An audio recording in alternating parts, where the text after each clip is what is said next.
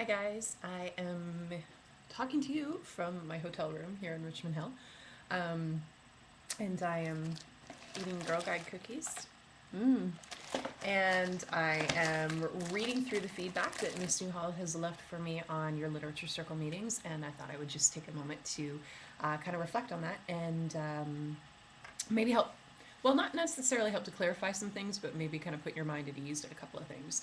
Um, I know for the Life of Pi group that one of the things that's really challenging in that section is the whole algae island and Pi arriving on the island, and it becomes kind of like this oasis for him.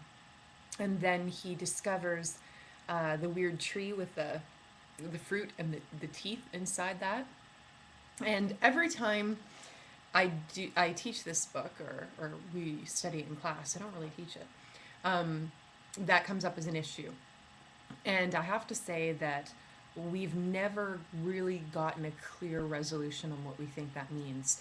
So I guess what I'm trying to say is don't stress out and feel like there is a very cut and dry answer to this and you're just missing it or you're not understanding it. I have no idea what it means.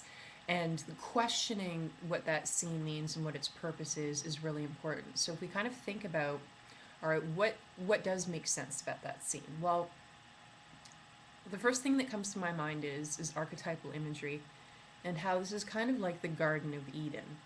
And so it's a paradise of sorts.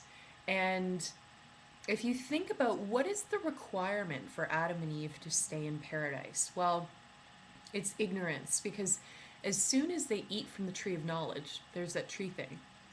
Um, they suddenly have a sense of shame and an awareness of right and wrong that they didn't have before, which means that although they have knowledge, they're no longer living in the state of blissful ignorance and they can't stay in paradise. They're cast out of paradise. So if we think symbolically then, what the island might mean to Pi,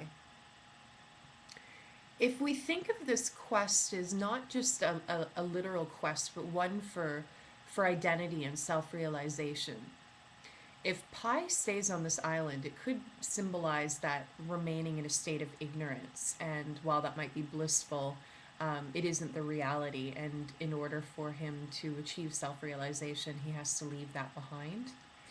And that's just my thought on it.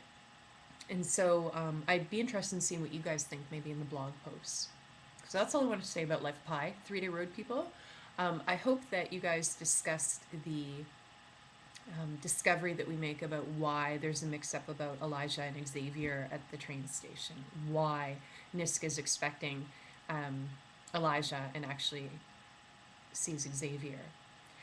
From your perspective, one of the things I want you to think about is that Jungian idea of the shadow self. And how is it that Elijah and Xavier are, in a sense, two halves of the same person?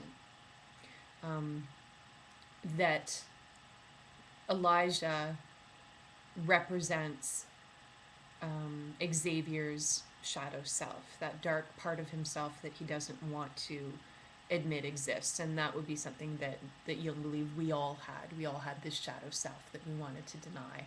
And the persona is what we want to present to the public.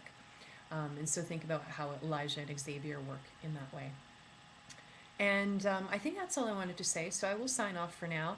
And I wish you luck on your blog posts. And I hope you enjoy starting your second set of novels. And I would really strongly encourage you to get going on those reader's journals for your second set of novels right away.